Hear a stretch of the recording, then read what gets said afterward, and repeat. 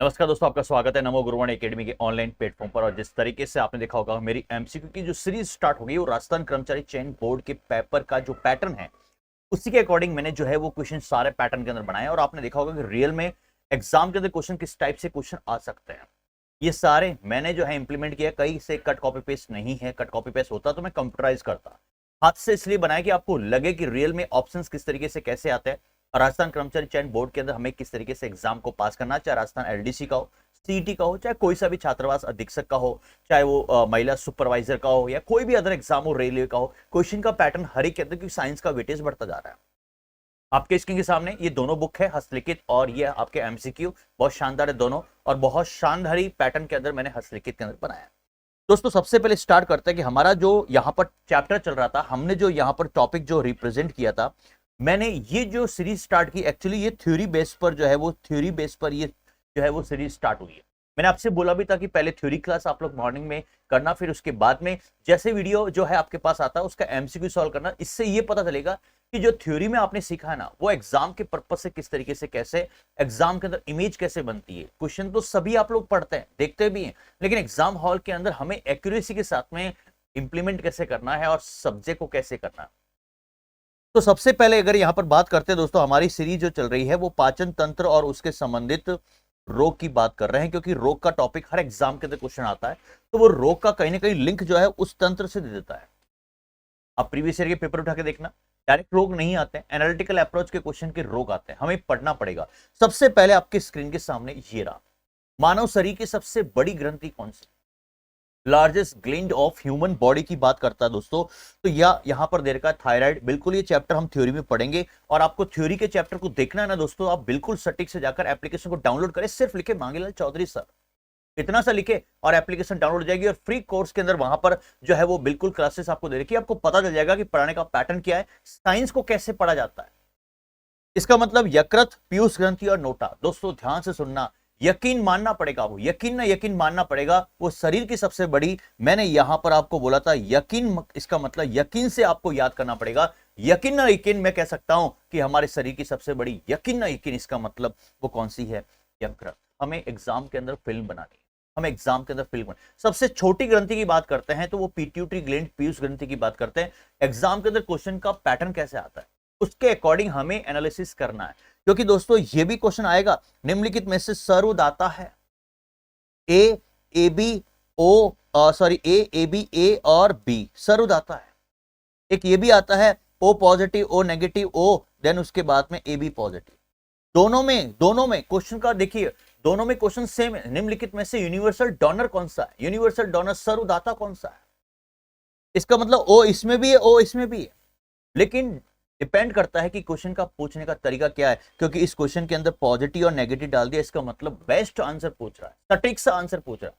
इसमें बिल्कुल सही है, सर्वदाता ओ है, लेकिन इसमें कौन सा, निम्नलिखित में से सर्वदाता की अगर बात करते हैं दैट इज कॉल्ड, वो कौन सा होगा, ओ नेगेटिव। इसका कॉन्सेप्ट मैं आपको बताऊंगा, और इससे पहले मैंने एक वीडियो भी डाला है कि ब्लड ग्रुप को कैसे हमें दिमाग में सेट करना है। कानाराम और मानाराम के हिसाब से मैंने बताया था, संत और डाकू के नाम से मैंने एक फिल्म बनाई थी।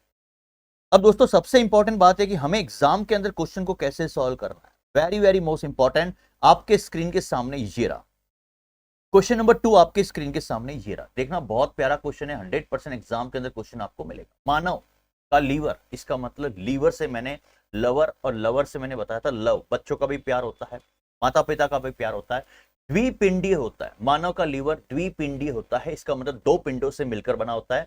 तो वो दो पिंड से मिलकर बना होता है, तो वो किससे जो है वो जुड़ा होता है, क्या फॉलिएट से, क्या म्यूकोसा से, क्या फॉल्सीपुरम से। यहां पर मैंने क्या इमेज बनाई थी, आप सोचिएगा, थ्योरी की क्लास के अंदर मैंने क्या इमेज बनाई थी, आज भी आपको याद है दोस्तों। अगर मैं लीवर का अगर डायग्राम इस तरीके से ड्रॉ करता हूं ना आपके सामने, ये इस तरीके से मैंने ड्रॉ किया ना, तो यहां पर मैंने डायग्राम में बनाया था, दैट इज कॉल्ड, ये जो है सेपरेट करता है, ये कहलाता है एक पिंड कहलाता है, और ये कहलाता है सेकंड पिंड, जिसको दूसरा पिंड कहते हैं। इन दोनों को जोड़ने का काम कौन करता है।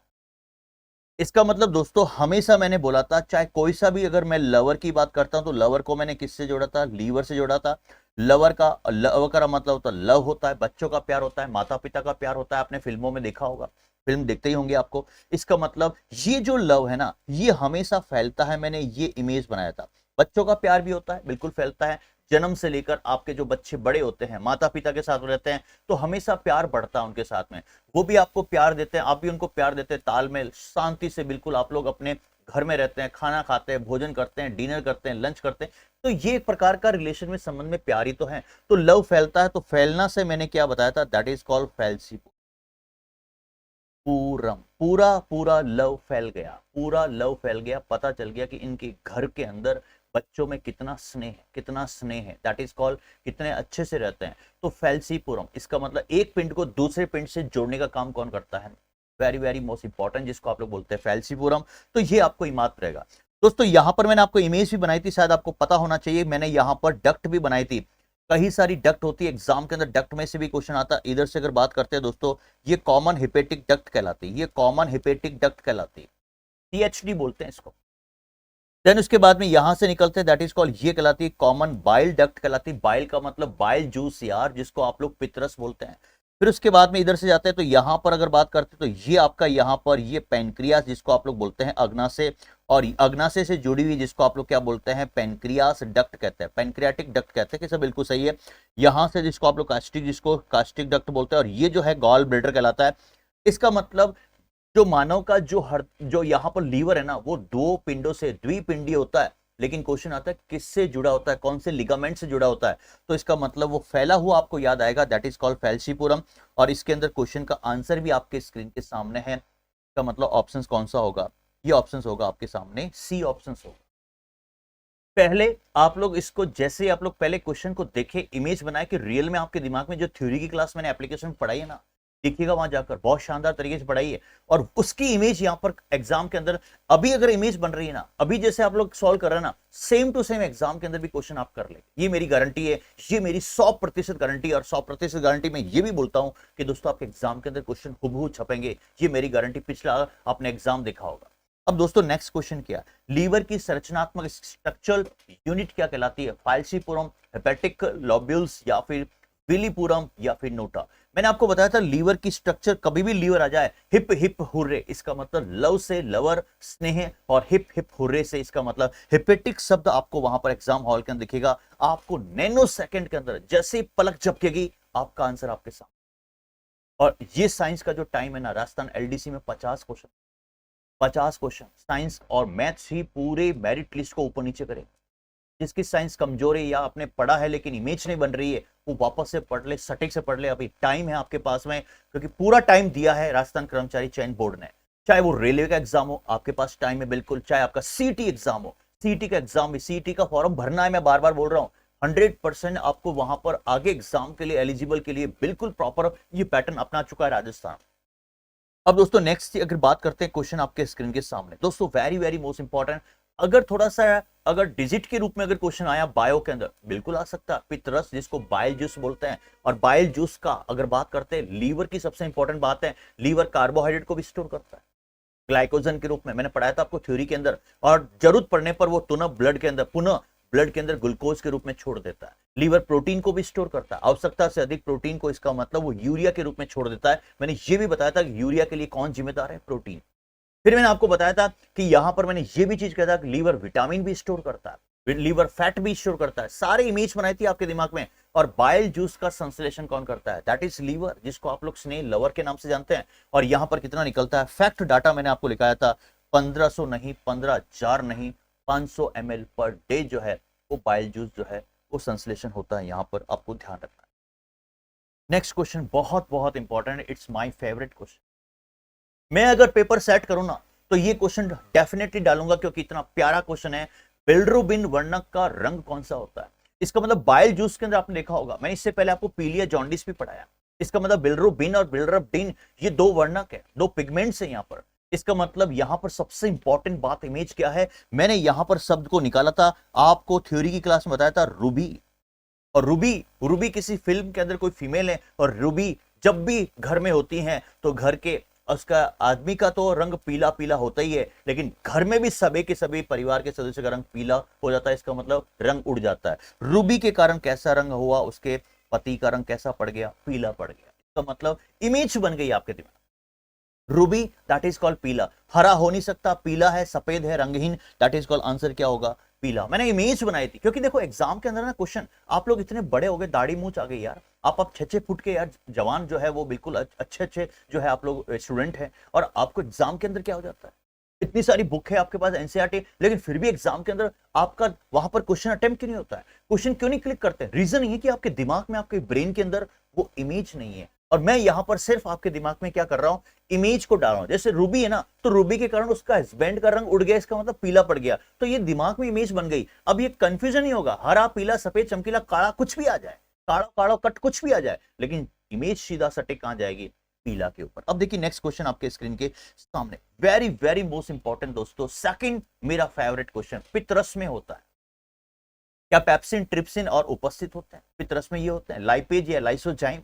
मैंने आपको बताया था, आपको ए इसका मतलब भोजन ला, एमाइलेज, और लाइसोजाइम के बारे में बताया था। और लाइसोजाइम एक प्रकार का सलाइवा है, लार है यार, लार टपकता है। आप लोग कभी आपने देखा भी होगा, रात को आपका मुंह खुला हो गया, सुबह आपने पिल्लो पर देखा होगा तकिए पर लिपड़ा लिपड़ा पदार्थ होता है, वही तो लार है, सलाइवा तो है। तो इसका मतलब बैक्टीरिया को किल करने का काम कौन करता है? सलाइवा, जिसको आप लोग लाइसोजाइम बोलते हैं। इसका मतलब पित्त रस का मतलब ये दोस्तों, एंजाइम नहीं होते हैं, पित्त रस के अंदर एंजाइम नहीं होते हैं, माल्टो सुक्रोज होते हैं।